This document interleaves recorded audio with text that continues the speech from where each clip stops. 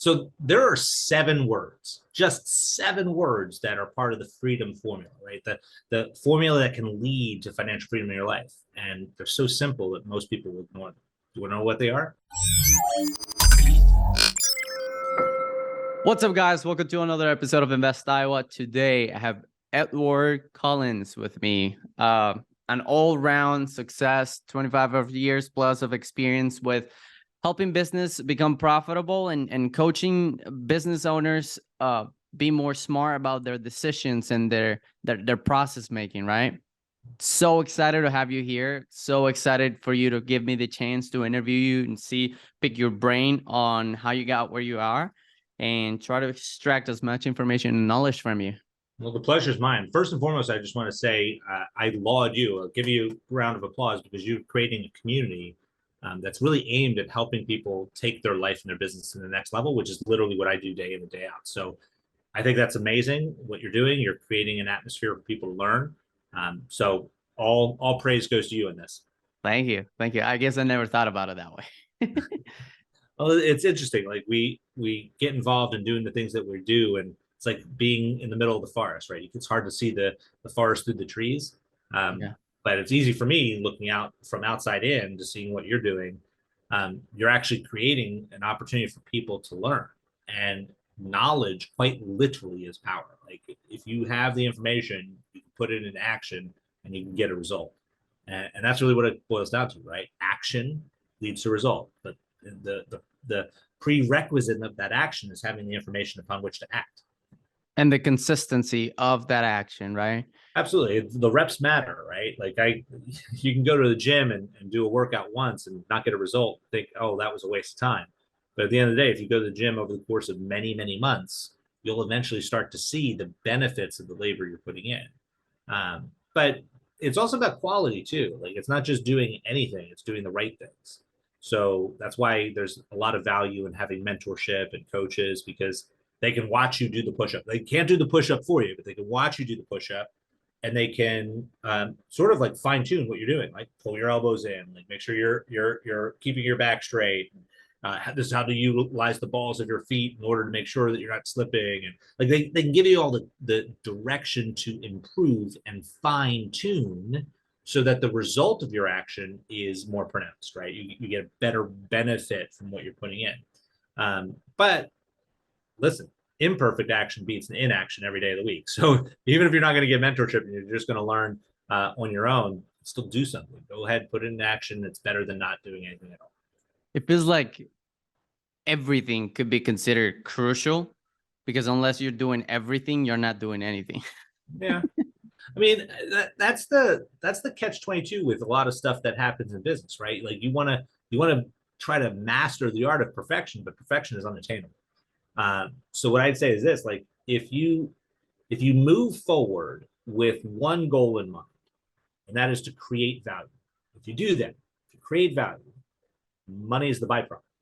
So and I'm an unapologetic capitalist. So at the end of the day, yes, I'm looking to create more value so I can create more money, because I just believe that I'm a good steward of those resources. I'll put them to work well within my community, my constituents, whether that's my team at the different businesses that I own, whether it's my family, whether it's my community and the causes I care about. I just think I'm better at doing that than anyone at government ever would be.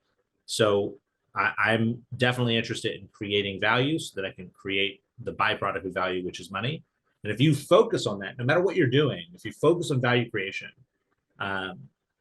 and you truly commit to it, you're not going to have a problem with money, because literally, if you create enough value for enough people, you will be financially set. And that's where a lot of business owners like sort of get sidetracked. And even those individuals who are in real estate from an investing standpoint, if you're doing real estate the right way, that is a business, right? So what is the value creation that you're doing there?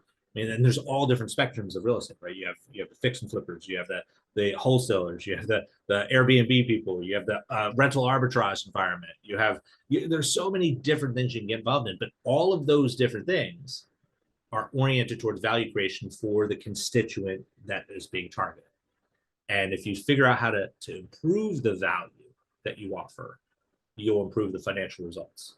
So ultimately, the more value you provide, the more results and more profit you will see. Quite literally. I mean, everything is a value creation, right? Every dollar, even if you were a W-2 earner, you're being paid because you create value for the company in which you work, right? So if you do not create value, you do not make money. Money is the byproduct of value creation. Now, in a W-2 environment, you are a fraction, if you will, of the benefit of the value that you're creating, right? Because the employer is employing you at X dollars, but that value creation in the marketplace is going to trade dollars for the value that the company is able to produce, right? You get a portion of that. You get whatever the hourly wage is or the salary is that your company dictates for you. But as a business owner or as a real estate investor, again, I'm still going to categorize real estate investors as business owners. As a business owner, you get to set like no limit because you get to create as much value as you can. And by doing that, for more people at a higher value point, you make more money. Right? The bigger the problem you solve, the more money you make. You solve really, really big problems, you make really, really big money. And the actual opposite is exactly true. If you solve small problems, you make small money.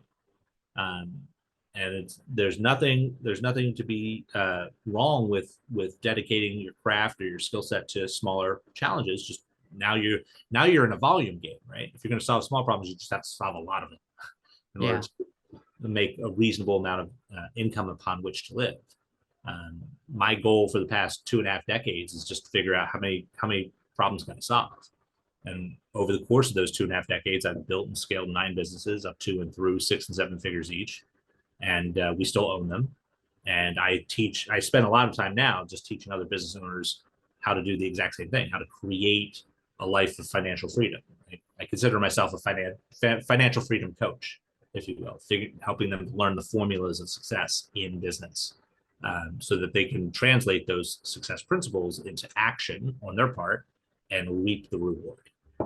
Wow, that's a lot of information. Let's take it back for a second now, because you just threw at me that you have multiple successful businesses. That is ultimately the living proof that you can teach other people on how to do this, and you have the experience, right? How did Edward get started into, what was your first business? What were you thinking? What was your mind behind it? My very first business was formed in the summer after second grade in school. I started a lemonade stand. It was sort of like a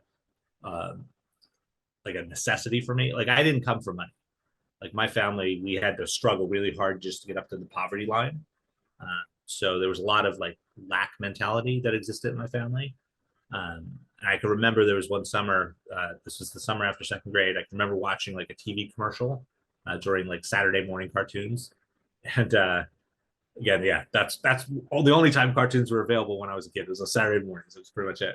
But I can remember watching it and I saw a commercial for a toy. And I went to my mom and I asked her if I can get the toy. And she said, no, we can't afford it.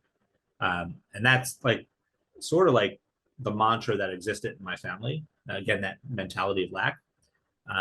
But one of the really cool things about my mom was that she was always interested in pushing us. So even though she said that, her next comment to me was, if you want it bad enough, figure out how to get it. So she was like encouraging me to go out and figure it out, even though she didn't know the answer. Like she didn't know the financial components or financial literacy topics or anything along those lines. But she was interested in like pushing us, and that's what she did. She said, "Figure it out." And I remember watching an episode of Dennis the Menace, which again, a lot of people have no idea what that is. I'm dating myself, but it was an episode where this kid was like running a lemonade stand. I'm like, I could do that. I could do that and I could make money. And that's what I did. I started a lemonade stand. It's right across the street from my house. And the first day I did it, I actually made a reasonable amount of money selling like 50-cent cups of lemonade.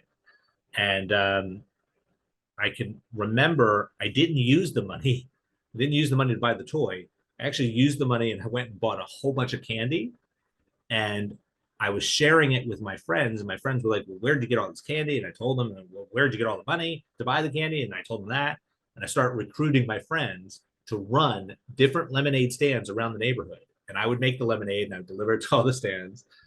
So that was my first entree into entrepreneurism. At that point in time, I couldn't spell it, never even heard of the word.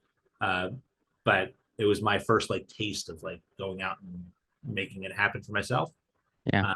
And I went through a lot of iterations, like through my adolescence and into my teenage years of like going out and making money on my own.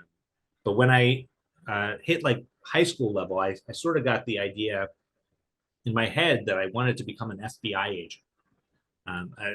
It's a really weird long story, but ultimately that's what I had in my head. I wanted to do that. So I went to university. I was a double major in history and psychology with a minor in political science and a certificate in government service administration. Essentially, just meant that I had no like life. I was just studying all the time. Um, but I can remember like wanting to do that government trick. And I actually started after I graduated from undergrad. I started working for the government. I worked for the United States Department of Justice. And I was all enamored with the concept of being like the FBI agent eventually. Um, but I became extremely disenchanted with the government. Like I really, once I was in it, I learned I hated it. I just did not like it. Now, it's not that I hated the people, because there are plenty of nice people that work within government. It's just I hated the concept and the bureaucracy and the stagnation that exists there. And I got to a point where one day, like there was like this final straw for me that like broke the camel's back, and I can remember I acted impulsively, and I handed in my resignation that day, and I was immediately escorted out of the building because of my security clearances. I couldn't stick around. They packed up all my. I couldn't even go back to my office. They packed up my office in a box and mailed it to me like a month later. But I had no plan B, none. And I had always had this interest in finance. I take, again, all the way back to second grade. I love money. But I had taken some courses from time to time in university about money and finance in general. And I thought, well, maybe I can do something at least to make some money for until I figure out what I'm going to do. And I started going around. I grew up. I was born and raised in New Jersey. I went to university, undergrad in New Jersey. I started traveling around to local libraries in New Jersey doing workshops, teaching people how to budget. And like I was charging like $5 for people to attend. And I was spending like $4.50 on like coffee and donuts and stuff. So it was not a moneymaker for sure. But one guy came up to me after one of my workshops and asked me if he could buy me lunch the next day. And I was like, yes, absolutely. I can't afford lunch. So yeah, you buy me lunch, I'm happy.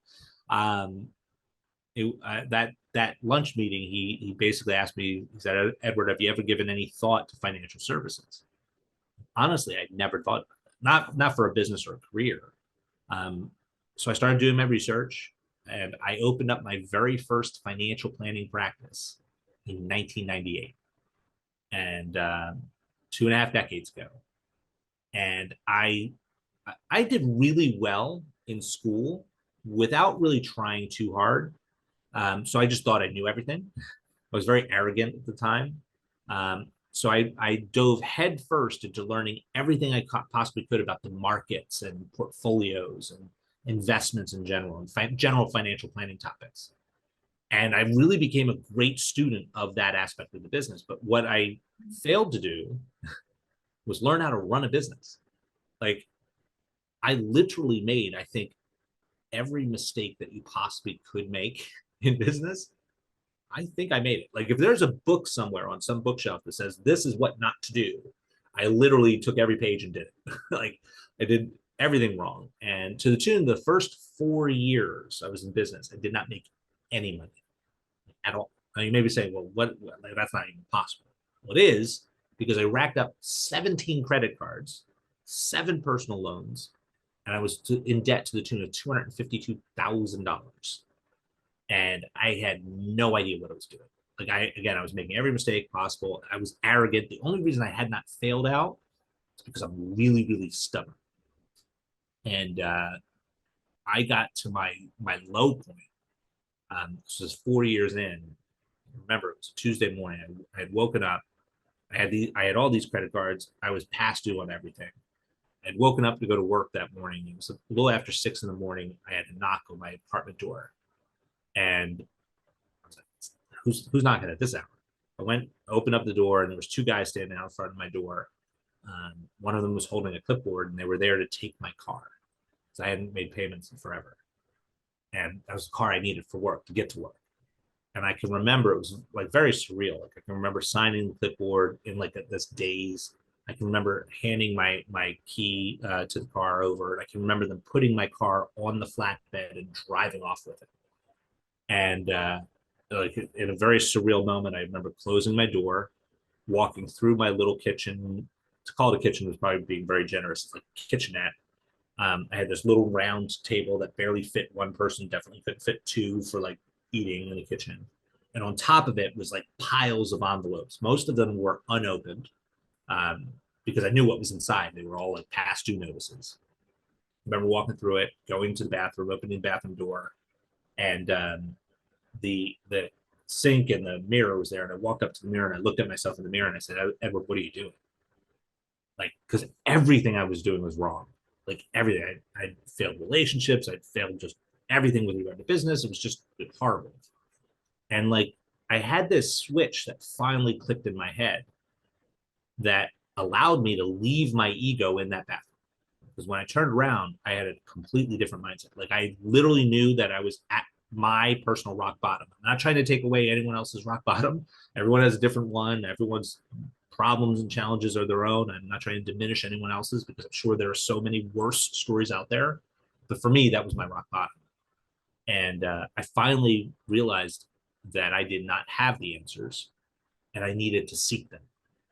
And I was finally in a position where I would be willing to listen. Like up until that point, my arrogance was just way through the roof. I wouldn't listen to anything anyone was telling me. But I finally, when I left that bathroom, I was like focused on how can I find the people who are doing the things that I want to be doing and just ask them for help. So that's what I did. I started reaching out to people who were in business that seemed to be doing it well. And I would just ask them what they're doing. And for the select few who started giving me answers, it was strange because I didn't try to consume the answer. I just listened to what the answer was and I did it. I didn't think about it. I didn't try to strategize. I literally just did exactly what they told me to do without thought. And the results happened. Like the results happened relatively fast. The year, so this is now year number 5, within a year of me starting to do this, I had finally broken even for the first time in business. Like, and again, that's not something like most people will be like, that's horrible. To me, I was ecstatic. I had not lost money. Like it was like I'm like, wow, this is amazing. And I can remember by the end of the following year after that, I had paid off all my debt and I was living comfortably. I had income coming in that I could live off of and just enjoy life. And I built and scaled that business over the course of the past 25 years. Once I learned how to do it, right? And that business is still in existence. We serve clients in 28 states across the country now. And over the years, I've taken the things that I've learned in that business and I've applied them to other businesses that I've built, right? Most of the businesses tend to be complementary to that. Like we have a tax firm, we have a fractional CFO company, we have a coaching business now for business owners. So they tend to be in financial services, but we also own businesses that are complementary, but also for diversification purposes. So they're businesses that have no relation whatsoever to the business. We also own real estate, residential real estate, commercial real estate, property management environment there. So there's lots of stuff that we're doing now, but again, it's not something that happened overnight. It happened over a long period of time. And the very first segment of that odyssey, if you will, was me just utterly failing, banging my head against like concrete walls, getting all bloodied up, and just being too stubborn to fall down, or at least to stay down. Wow. What do you on that transition, what do you think Edward told himself right in the mirror? Like, what do you think is the change? Because a lot of people hit rock bottom, but not many change, right? Yeah. I think, again, for me, it's sort of like I recognized in that moment that I didn't know anything, like at least not anything of worth, because a person of worth doesn't have their car taken in front of them. Now, again, I know that sounds insulting if that's ever happened to you, but you should be insulted with yourself. Like if you're at that point, you have to recognize you know nothing. But there are people who do not have that happen to them. Therefore, they must know something, right? Because it's not magic, it's just math, right? If you know the right things and do the right things, you get the right result. almost always. That's why it's a formula, right? These are the results. You do this, this, and this, you get a result. Like it's like a recipe. If you put the eggs and the flour and the baking soda together in the right combination and then put it in the oven at 350, the result is going to be the cake, right? It's going to happen. And that happens all the time. Now, you may have to adjust based on your altitude, right? Different altitudes have different temperatures and different lengths of time that you have to keep that cake in the oven. But ultimately, you do the right things in the right order with some nuanced changes and adjustments, you get the result. Yeah. And in that moment, when I was looking at myself in the mirror, I sort of just recognized that I was a fraud to myself. Like I was acting as if I was a business owner for the longest time. I was presenting myself as one by just ridiculously using credit cards and spending money I didn't have just to try to create this image of what a business owner was.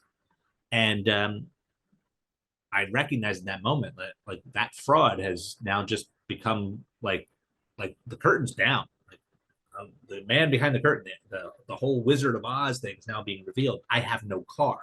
I can't work. Like, and people are gonna say, well, what happened to your car? And I had no, like it was taken. Like they took it away. There's like no other answer. I can't say it's in the shop because it'll be in the shop forever. Like, and I had no money to go get another car. So like I had to figure it out.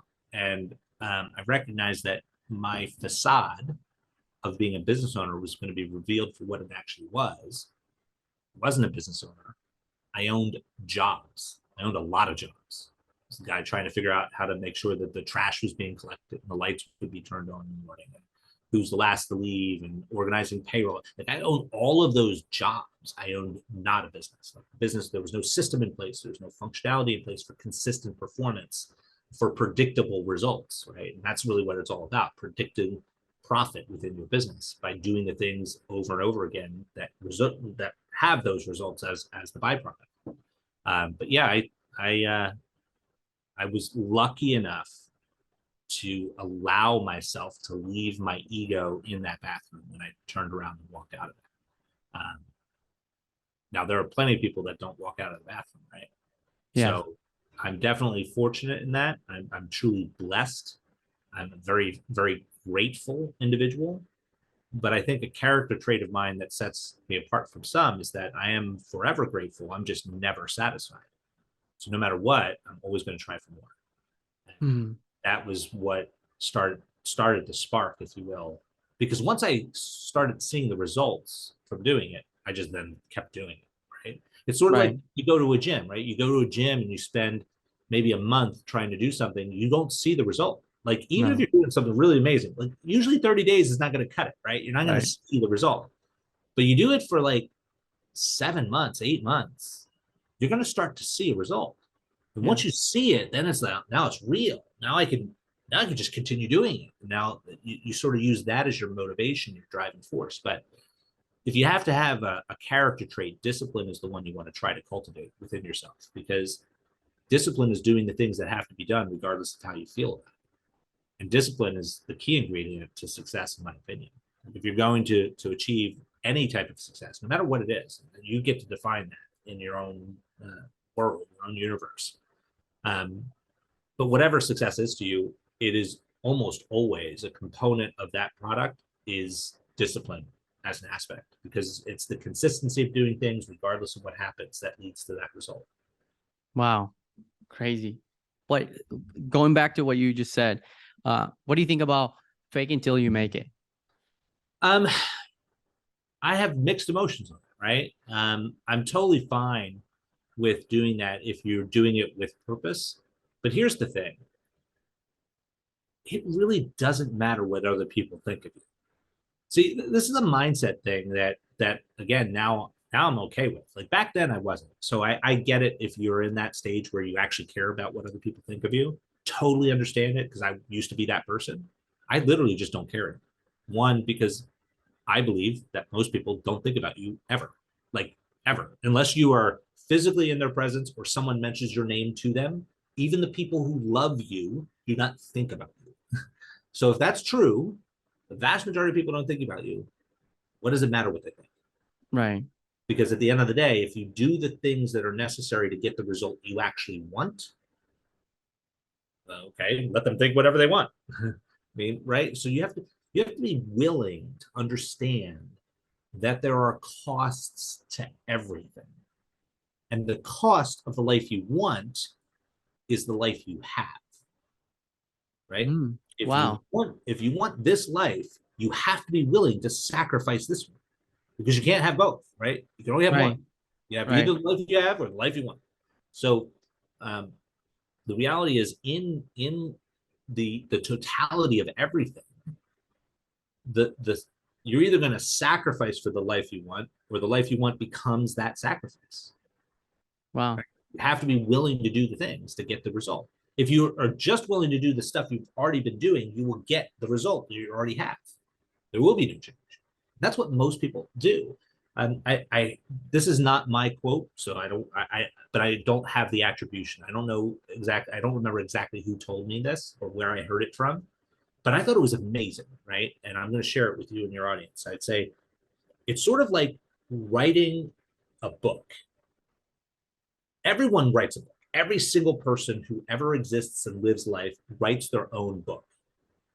But usually what happens is they write just one chapter and live it over and over and over and over again. They're not willing to write chapter two, which is a different version of you. It's the evolution of the story. Most people just live the same chapter over and over and over and over again. And then they wonder, why can't I get a different result? You're doing the same stuff. You're doing all the stuff that led you to where you are, and you're just keeping doing over, and that becomes your identity. That chapter is who you are. But the best chapters, when you look at books in general, the best new chapter is the one you didn't see coming. It's like, Yeah. wow, I mean, that's an amazing twist. That, like, this is a different, the character has evolved. Like Yeah. that, just think about that. Like, when did you evolve last? Like, when was your last evolution?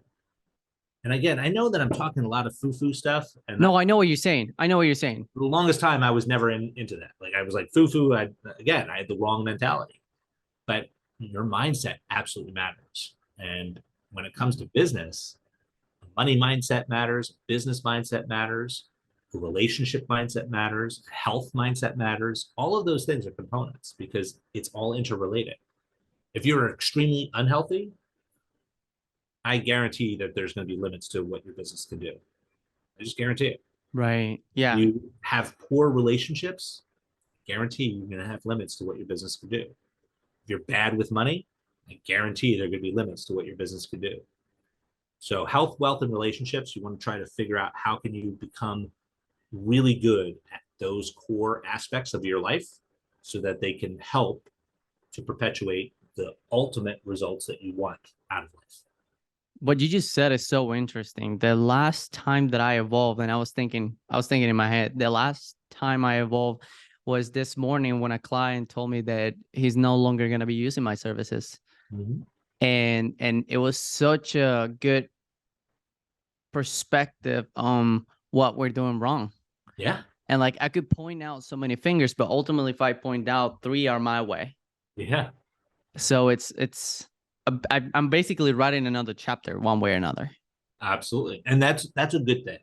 Now, you have to recognize that in a great story, sometimes those chapters are painful, right? Are shady. Yeah. It's not always fun to go through that particular chapter. But it's a story that requires it to be written. If you want change, right? And not everyone does. And it's not my job to tell you how to live your life. What I can say is what's worked for me. And if it helps in any way for you to learn vicariously through that explanation and that detail, I'm happy to share it. But ultimately, you have to be the one that takes action on the things that you want out of life. And remember that action is the only thing that leads to outcome. Nothing else. Action. Yeah, I mean, but that's what you've been doing for 25 years. That's what I've been trying to accomplish. Action. It's everybody will say bad things about you, but not everybody's going to be willing to put the work that you're putting. Yeah. What do you think everybody at like certain level of, what do you call this? Maybe I'll dare to say nirvana, just a point of different thinking, right? They always talk about these things, like about mindset, about how you have to go about your day and about the little things. And like, little guys, even like me, will be like, okay, how's this mindset gonna help me if eventually, what do you think everybody is always like at your level saying that these are the things that matter? And what do you think people in the early ages like me are always focused on the results that they can see from things that are not from mentality and from Yeah. investing in themselves? So usually people who do not have experience are trying to focus on tactics, right? Tell me what to do. Like, give me the steps. But people with experience recognize that perception impacts the results of tactics employed. So what I mean by that is sort of envision yourself wearing prescription eyeglasses. Like if you don't need a prescription, it'll absolutely it'll warp your perception of reality. And even though you may know the tactics and you may be trying to deploy those tactics, you may not deploy them in an optimal way because you can't see correctly, right? So mindset is sort of like the lens through which you see life. And if you are looking through that lens and have a mindset of abundance and personal responsibility, um, I'm a stoic, so I also believe that I should not invest energy in the things that are outside of my control, which the vast majority of stuff is outside of my control. And I try to invest as much energy as I possibly can on those things which are in my control. So as an example, like I have no control over the weather, but I can watch the weather report. And if it calls for rain, I can bring an umbrella with me, right? I have control over those things. But what tends to happen is most people try to focus on the things they have no control over, spin their wheels doing like busy work that's not really work, expend effort, and then they get frustrated. Well, why didn't I get a result? Well, one, it started with mindset, started with the lens through which you see the world. If you believe that putting energy into arguing with the clouds when it's raining is a good thing, well, that's a problem because the clouds aren't going to answer back and they don't care what you have to say.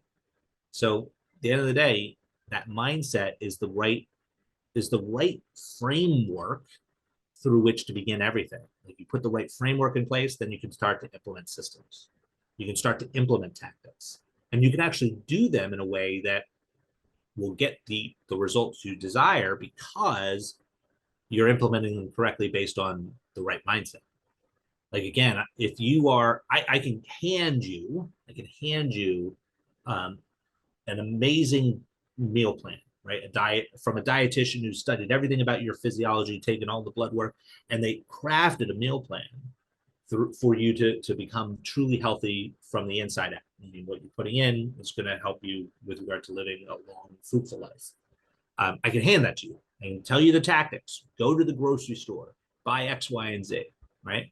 I can tell you all that. And you could even do it. You can start to employ it. You can go to the grocery store, and again, it's going to call for you to buy certain things. And you go ahead and you buy it. You buy them and you start to eat them, and you still don't have the results you want. Why? Because you went to the grocery store with the wrong mindset. The mindset is everything in the grocery store is good. Well, that's not true. There's plenty of stuff in the grocery store that is bad for you. In fact, a lot of what's in the grocery store is bad for you. And if it says buy this product, but you don't know which of the products that are available on the shelf are the better ones for you from a health standpoint, you may buy the product that has all the junk in it that doesn't result in the thing. Again, that's a mindset thing. You went to the grocery store with the mindset that everything in the grocery store is okay. Well, then you end up doing this. You employ the tactics imperfectly, right? Less than optimal. Whereas if you go to the grocery store with the right mindset, that the vast majority of stuff in the grocery store is bad for you, so you have to invest the time to read the ingredients. And if it takes you more than just a few seconds to read the ingredients, that means there's way too many ingredients, probably not good for you. And if you can't pronounce the ingredients, that's also probably not good for you, right? So you just go with the right mindset. And you do the same thing in business. You do the same thing in real estate, right? If you go into real estate with the wrong mindset that, oh, just buying a property is great, that's going to result in me making a profit, but not understanding the distinction between revenue and profit, you're going to make mistakes. You're going to have problems. You're going to get a bad result, and you're going to think, well, oh, the tactic is wrong. No, the tactic isn't wrong. Tactic actually works. You just have the right mindset around it. You have to have the right financial literacy aspects of things. Like all of the stuff that people who have experienced success in life now know, that's why we're always quite vocal saying, hey, mindset matters. You need to think about this. Financial literacy matters. You need to think about this. Why? Because we know it to be true. Because we can recognize that if you just blindly implement tactics, you may implement them in a less than optimal way. And because the result is not what you're looking for, you become disenchanted with the tactics and you abandon them. You go do something else. Whereas if you just learned how to implement the tactics the right way with the right mindset, you would actually get the result. And therefore, you would see the result sort of like at the gym, and you'd keep doing it and get even better results. And again, that's why mindset is so critical. And I spend so much time with my community, my mentees, to teach them this stuff and just to share my perspective, not because I'm like trying to pat myself on the back, but because I really want people to get results. I want you to have the results, but I know that that won't happen if you don't have the right mindset, because you won't be able to stick to it. You won't be able to implement the tactics consistently with discipline in the right way and in the right order to get the results you want. Again, whether you're talking about business, traditional business, or real estate as a business, doesn't matter. If you're Live. yeah, whatever it may be. Does that make sense? Yeah, no, 100%, 100%. Do you have a mentor? I have tons of mentors. I believe wholeheartedly that no matter where I may be, there is someone at a position higher than me that I want to attain. I'm going to learn from them. One of my mentors, he has this phrase where he says, I listen to every billionaire with helicopters and stage presence, right? Because they got there by doing something, right? Right. If that's your goal, if you want to get to that level, you have to model their behavior. Yeah. Because again, it's not magic. It's literally math. If it is a possibility, so if you start with the premise that something is a possibility, I'm not talking about doing impossible things. I'm talking about things that are possible, which you can tell it's possible if someone's already done it, right? Because that means it's possible. You start with a possibility, you can literally reverse engineer how to get there. You figure out what are the steps to get there. It's literally math. Now, again, I'm not talking about an impossibility. So as an example, I'm not talking about like being the first person to get to Pluto, right? Because no one's done that yet. I have no idea if it's possible. So I'm not talking about that. But if your goal is to get to 30,000 feet, people do that every day. They fly on planes. So therefore, it is a possibility. I can reverse engineer the steps. Okay, what are the steps? Well, go to the airport, get in line to buy a ticket, buy the ticket, go to the gate, get on the plane, stay on the plane before it takes off, right? Like these are the steps. And then you'll eventually get to 30,000 feet. Yeah. And the same thing happens in life and in business, right? If you have a goal that you're interested in, find someone who's achieved it and learn how they did it. And then just model it. I'm not saying copy, because copy is like not necessarily practicable. Learn from them. Yeah, model the behavior. Apply it to your own personal circumstances to get a result that's similar. Again, you may not be able to replicate the exact result, but you can get a result that is similar. Because again, it's not magic, it's math. Yeah.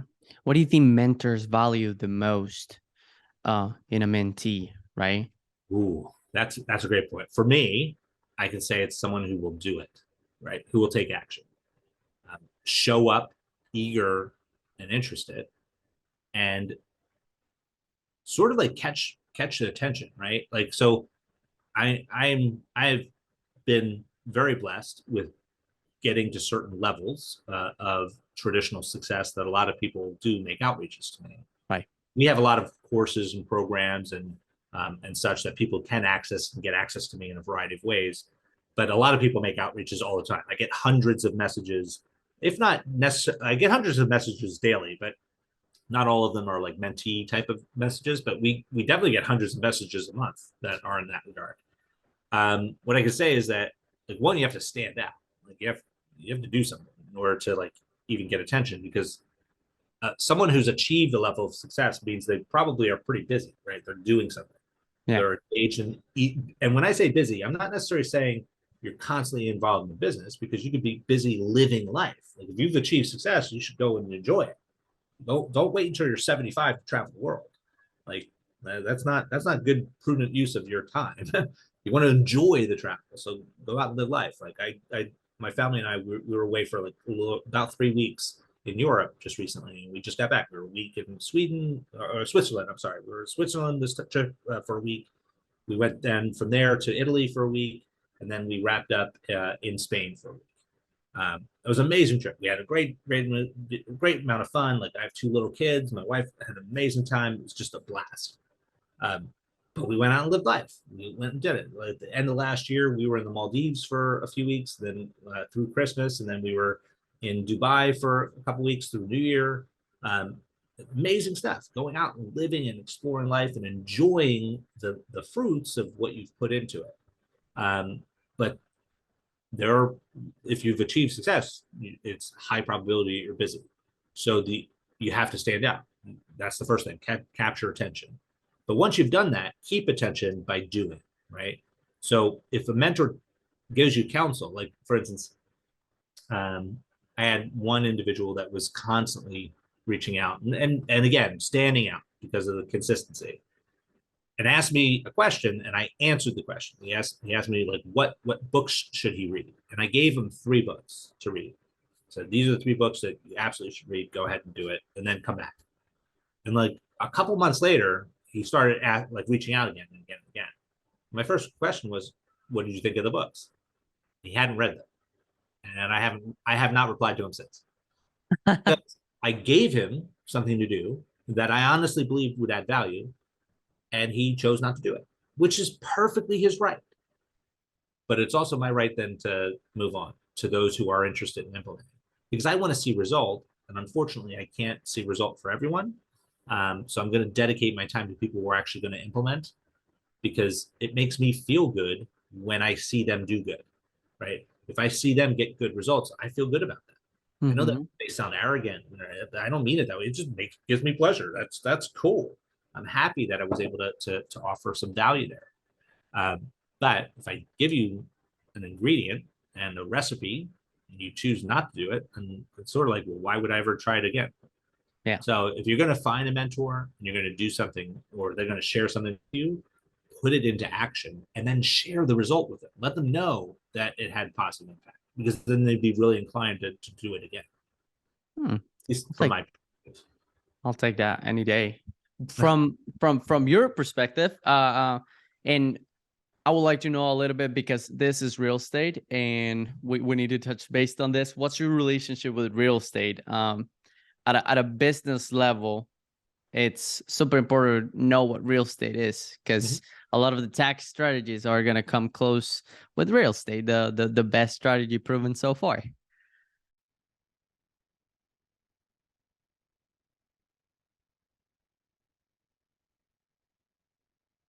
At life, at least in the United States, most stories of financial success have some tie to real estate, whether that's through real estate from an investment perspective, or the accumulation of real estate for personal use even. But there's capital appreciation that exists within real estate over time. So it can be a component to wealth building. I personally, I'm biased towards anything that cash flows. So my bias is business in general. I believe that the only way to true financial freedom, true wealth building in the United States, at least, is business. And real estate, again, when done right, is business. And the reason I say that is, if you look at all of the individuals, as an example, all of the individuals who earn more than $5 million per year. Now, don't get me wrong, that's an amazing class of people to be in, right? If you're earning more than $5 million a year, 96% of them own a business. 96%. So all the people who earn 5 million or more, 96% own a business. The other 4%, it's hard to even say that they don't own a business, because most of them are senior executives at large corporations where the vast majority of their compensation is in the form of stock. Therefore, they are a business owner, right? So the reality is, true wealth is created through business. Real estate is an amazing ingredient in that formulation. And I think that if you are willing to put in the effort and energy to learn real estate, and then also to learn how to leverage the tax strategies around it, you really can set yourself up for generational wealth. Wow. But from your experience, real estate is something that you only do in the United States, or you do other Me places? personally, yeah, me personally, I'm only investing in the US, but I have a number of mentees that do both US investing and international investing. Real estate outside the US, depending on where it is, can be very lucrative. There are lots of nuances, Mm. especially like as an example, just to put it into perspective, like certain areas in Europe, if you're investing in real estate in the short-term rental environment, like Airbnb type of situations, it's an amazing environment because the compensation is still paid in US dollars. So there's a variety of things. So you don't have to worry about like currency risk issues and things of that nature. You may have to deal with local um, ordinances and things of that nature that could be more challenging since you're an outsider trying to Right. deal with. But again, there's there's nothing that says that real estate in the U.S. on its face is better than real estate anywhere else in the world, because it's always going to be based on the cash flow relative to your capital input. So your cash on cash return, I should say. Mm-hmm. Yeah, yeah, yeah. So if you're investing a certain amount of dollars, what is your actual net result for that investment? And no matter where you may be, you could find a great deal. But I'm going to say this: the art of success in real estate is on the front end, not on the back end. What I mean by that is it's all about the right deal up front. Like if you can negotiate the best deal up front, almost always it's going to be a home run for you. The challenge is a lot of people get into real estate thinking, oh, this property is going to appreciate in value, and that's why I'm going to buy it. This is the perfect location. It's going to do really well. I'm not going to get great terms up front, but I don't care because it's going to appreciate in value. That's what really ruined a ton of people in 2008, 2009, because they were banking on the appreciation. You can't always do that. You have to get the right deal up front. That's where all of the money is made. You negotiate as hard as you possibly can to get the best deal up front, and don't hope for appreciation down the road. Get the best deal up front, focus on cash flow, and let that be the driving force. Because at the end of the day, appreciation is nice, but it's very hard to spend, right? Like if I'm hungry, I can't pick up a house and take it down to the grocery store and buy eggs. Yeah. I need cash flow. Cash flow producing assets. What are your, give me 3 tips that come when come to the back of your hand, come to the back of your mind when I say cash flow for businesses. Yeah, so I have very basic definitions in of financial terms. Like for me, the definition of an asset is anything which you control, which generates cash flow for you. Anything that takes money from you is a liability. So very, very basic. Most CPAs would say, hey, that doesn't meet AI CPA standards. And most bankers would even disagree. Like no, a piece of real estate that you live in, that you own, is an asset. That's definitely on the, I say absolutely not. Right. If it does not generate cash flow for you, it is not an asset. It may be a store of value, maybe what I refer to as a vault, but it's not an asset. Asset has to generate cash flow, at least based on my definition. And that definition has served me extremely well for 2.5 decades. Like it's a definition that is tried and true. If it generates cash flow for you, that's a good thing. So try to collect as many of those things as you can. And if you're interested in creating real wealth, there's a simple formula for it. It's 7 words, right? The whole concept of financial freedom is just 7 words long. And they're so simple that I'm going to share them with you and your audience, but they're so simple that so many people will ignore it and they'll move on because it is so simple. They'll think, oh, that can't be it. I'm telling you, with from the bottom of my heart, this is absolutely true. This is the formula for financial freedom. Free cash flow greater than your daily needs and wants. Those 10 words in total are what it's about. But the 7 words, free cash flow greater than daily needs. Like, what is it that you're spending your money on? But the 10 words in total, free cash flow greater than your daily needs and wants, well, that means you're making more money than you're actually spending to live the life that you have, right? And if you're in a state where you're making more money than you're actually spending, you are financially free. Now, what happens is that most people experience that by doing something, right? They're engaged in personally, like going out, fixing, flipping, buying property. They're doing something to generate that free cash flow. Now that's good, but that means, based on my definitions, that means you're rich. Don't get me wrong. It's way better to be rich than it is to be poor. Right. Rich is definitely better. But the problem with rich is it depends upon you. You have to keep doing the thing that generated the cash flow. And the reality is, I want you to recognize that life, it should be lived. And if cash flow generation depends upon you, you can't go out and live life. So, or it's more difficult. You can't go away for a month. If you go away for a month, what happens to your cash flow? Boom, right? So in order to really have a major push towards financial freedom, you want to shift your mindset from trying to become rich to becoming wealthy. Becoming wealthy is the same formula, right? You're still in that same state. You have free cash flow greater than what you're spending, but that cash flow is no longer dependent upon you. It's been created by the collection and accumulation of the assets over your lifetime. Now, most people say, well, they don't focus on that because they're so focused on today and this year, and they want to get as much as they possibly can this year. But reality is, if you just dedicate yourself over the course of the next 7 years to accumulating 7 to 10 assets, that cumulative effect means that by year 7, you have way more cash flow than you had in year 1. And a lot of people enter into real estate as a side hustle. Like, they'll go out and buy some rental property and they're still engaged in some other activity. By the end of year 7, if you actually dedicate this stuff, and 7 years is not really that long of a time. If you dedicate yourself, you can easily replace that W-2 income if that was what you were dependent upon. Easily replace it. Doesn't mean you abandon it. It just means now you've replaced it with things that you're not actually doing anything for, right? Like, at least not to any significant degree. Because even if you're participating in the real estate business itself, you can replace a lot of that participation by outside labor, right? You can hire property managers, you can hire contractors to do a variety of different things that are necessary in order to manage that real estate for you.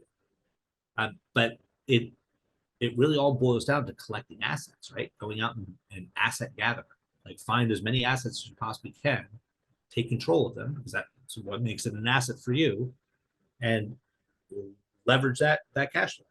Now, it is important, especially in the area of real estate, for me to point out the distinction that you don't have to own it in order to make money from it. And if you are involved in real estate, especially on the short-term environment, you know that to be true through this concept of rental arbitrage, right? You can rent a piece of property, coordinate and negotiate with the landlord to allow you to sublet it, and then you can use that rented piece of property to Airbnb, and you can make income from someone else's real estate.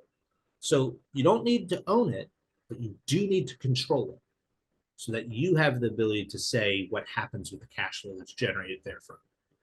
Does that make sense? Yeah, totally makes sense. It is an asset as long as it is producing money, and you're wealthy once that asset no longer requires you to be there for it to generate that cash flow. Correct. Wow. I think we're just gonna close it with that. That is amazing. Mastermind right here. That was a lot of information, super helpful, super useful. You gonna leave us with anything? Yeah, I mean, if people are interested in learning more about what we do, definitely follow me on the socials. I give away tons of information literally for free, because I'm truly interested in elevating financial literacy, right? So right now, I think the collective financial literacy is down here. I'd love it to be up here. So I give away a lot of free content on social. On Instagram, it's Edward Collins _upleveled. So at Edward Collins _upleveled. TikTok is the same moniker, same handle. On Facebook, it's Uplevel Entrepreneur LLC. On YouTube, we have 2 YouTube channels. One is a podcast-oriented channel where I interview other business owners, just like you're doing. That's called Entrepreneur Unleashed. Entrepreneur Unleashed. And the other channel is where I'm just teaching subjects. So someone will ask me a question on the socials in the commentary, and I may not have enough time in like 60 seconds or less to be able to really educate someone. So I'll actually create a longer form video just teaching them what I may have touched on in minimal form in the social environment. I'll post the longer form video on Up Level Entrepreneur. That's on YouTube. So it gives people a lot of different ways to get access. And then on those socials, they can just go to the links that are in the bio of those respective platforms to find out more about what we do and how we do it, different courses that we may have. We hold live events a lot of the times throughout the year. We just held one on the 17th of June, which was a tax reduction boot camp. We got a bunch of business owners from all over the country, and we literally dove headfirst into a variety of different tax strategies with the goal by the end of the Saturday session, they had strategies that create absolute savings in their pocket, and everyone left with like massive savings. So it was a really cool thing. We filmed the whole thing. It was a lot of fun. And it was lots of money that I basically, the event was scheduled for 4 hours. We ended up spending 8 hours together. It was awesome. And at the end, we ended up creating massive savings, which like for me was awesome because that meant less money going to Uncle Sam, because I literally hate the IRS. So any dollars I can teach someone to keep instead of sending to them, I win. So it was, for me, it was an amazing win of a Saturday. It was a win-win. It was a win-win. Absolutely. I don't think I have to tell you to subscribe or hit the like button. Like if you don't, you just don't value this. And for you, if you don't subscribe and like this, you probably don't even find valuable in this. You probably clicked away from this video and don't find it valuable. So don't follow Edward if you're one of that guy. But if you are, you know what to do. Hopefully this brought some value to everybody that has watched this far, and I'll see you guys on the next one. Be well. Bye for now.